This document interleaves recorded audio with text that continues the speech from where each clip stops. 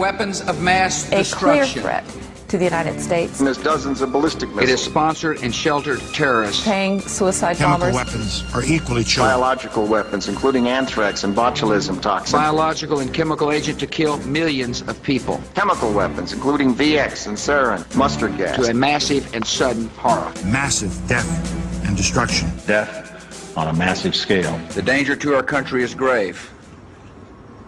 The danger to our country is growing. The Iraqi regime possesses biological and chemical weapons. The Iraqi regime is building the facilities necessary to make more biological and chemical weapons. And according to the British government, the Iraqi regime could launch a biological or chemical attack in as little as 45 minutes after the order were given. The regime has long-standing and continuing ties to terrorist organizations, and there are al-Qaeda terrorists inside Iraq. The regime is seeking a nuclear bomb, and with fissile material could build one within a year. Believe it or not, no country in the world has experienced more devastation from the practice of depleted uranium than that of Iraq.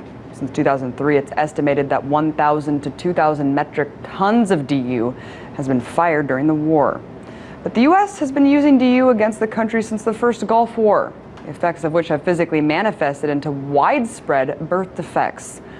In fact, the birth defects are so rampant, Al Jazeera recently reported that the rate of childhood deformities in Fallujah has now surpassed that of Hiroshima and Nagasaki after the dropping of 2 atomic bombs.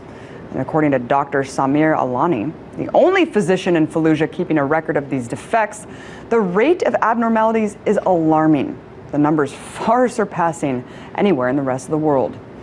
Some of the malformations being recorded in Fallujah include facial clefting, nervous system and skeletal disorders, immune system problems, and heart deficiencies. But these illnesses are not isolated to newborn babies. There are now growing reports of cancer, especially among children, believed to be caused by DU contamination. We will bring to the Iraqi people food and medicines and supplies and freedom.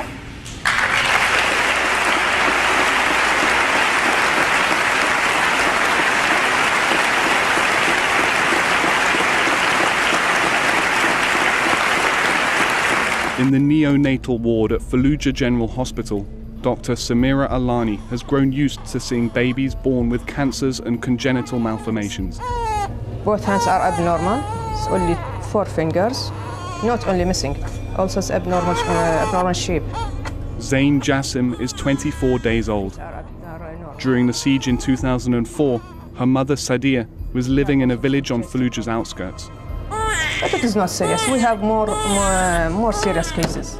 Like many residents of Fallujah, Dr. Alani fled the worst of the fighting in 2004.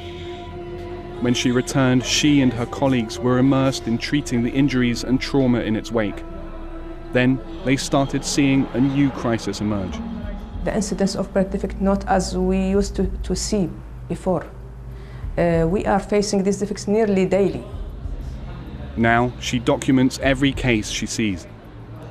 She has hundreds of pictures and video clips saved on her laptop of newborns with cleft palates, deformed limbs, cancers, enlarged and atrophied brains. Congenital heart defects are at the top of the list of our defects. We have many cases of heart defects. The misshapen hearts are harder to detect, and those babies are often miscarried, stillborn, or die shortly after birth. In a year-long survey Alani conducted at the hospital, she found 147 incidents of congenital malformation per 1,000 births, about 5 times the international norm. And in another study, she and her colleagues found higher than normal levels of enriched uranium and mercury in the hair of parents of children born with congenital malformations and cancers. How do you explain that? Something happened. As you know, uranium is not present in the kids' toys. And it's not, we didn't buy it from the shops. There's something happened in the city. Well, everybody knows what happened in the city, don't they? Actually, we need more investigations. We need our DNA have to be examined. Our chromosomes have to be examined. You know what happened in Japan after Hiroshima and Nagasaki. You hear about what happened years after that. Study by study, Alani is trying to confirm beyond a shadow of a doubt what people in Fallujah are convinced is true. That there's a causal link between the weapons used by US forces in 2004, the amounts of enriched uranium in their bodies, and the alarming rise in numbers of sick and malformed children here. My personal experience, although I don't want to talk about it, it is so harmful. But one of my brothers have lost 2 kids because of anomalies. Year after year, 2010, 2011. Yeah. We will bring to the Iraqi people food and medicines and supplies and freedom.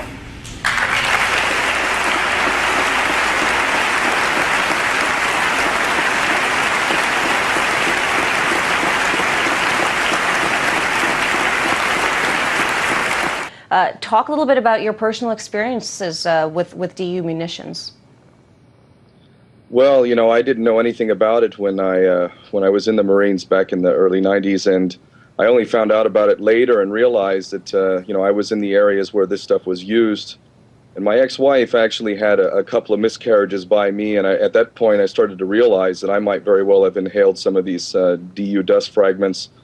And my wife, actually, our 2.5-year-old son was born two months early a couple years back, and I can tell you that there was some fear of what I have seen happening to the Iraqi people. I've been to Basra in southern Iraq. I visited the children's hospital down there, and I have seen the effects.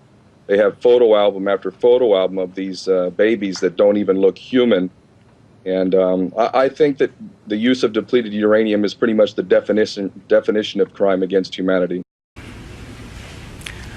We will bring to the Iraqi people food and medicines and supplies and freedom.